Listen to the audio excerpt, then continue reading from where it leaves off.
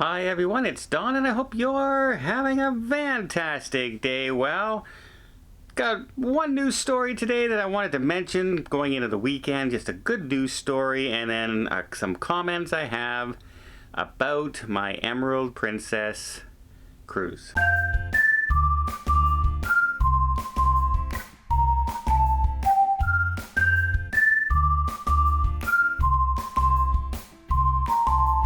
Okay. First good news story I have today is from Carnival. That's right, Carnival has some good news, and that is the Carnival Mardi Gras, as you know, just did her inaugural sailing. They had their naming ceremony.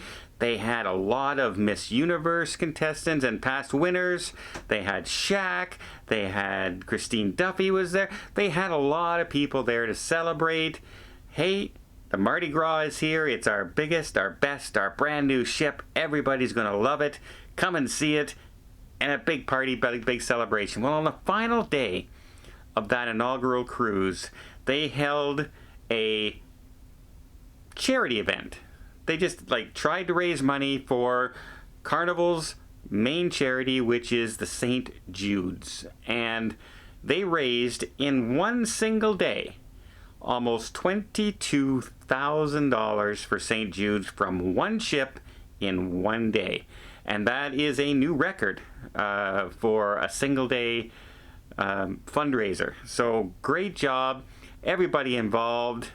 St. Jude's is a very, very worthwhile organization. And a lot of people forgot that during the hiatus of cruising and travel in general, some of these big chains like Carnival and Norwegian and Royal and MSC, and they all have charities that they're used to raising money for on their ships and donating it throughout the year. And when cruising got shut down, a lot of those charities suddenly found themselves not having that money coming in and having to scramble for other places. Even the hotel chains, there's big hotel chains out there, they have their charity events as well for a lot of the smaller countries and like the Bahamas and up in Jamaica, where they're looking after schooling, they're looking after orphanages, they're looking after a lot of things. And I'm glad to see that the cruise lines are back, and I'm glad to see that they're picking up where they left off and raising money for charity. So great job, Carnival. And St. Jude's is I'm sure is much appreciated, and that is a very worthwhile endeavor and organization. Can't say enough about the great job Carnival did this weekend. So before I quickly talk about the Emerald Princess a little bit, I just want to invite you to hit that subscribe button if you want to see more videos, if you want to keep up to date with all things cruising, from the new ships to the new itinerary changes, to the cancellations, to the restart, to the protocols.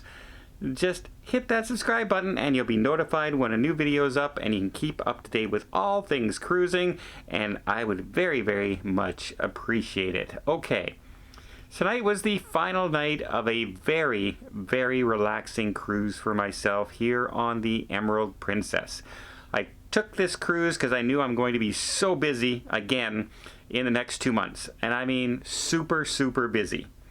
Everything from final payments for the group cruise that's coming up for Panama, to inaugural sailings on new ships that are starting up, to cruises over December, etc., etc., etc.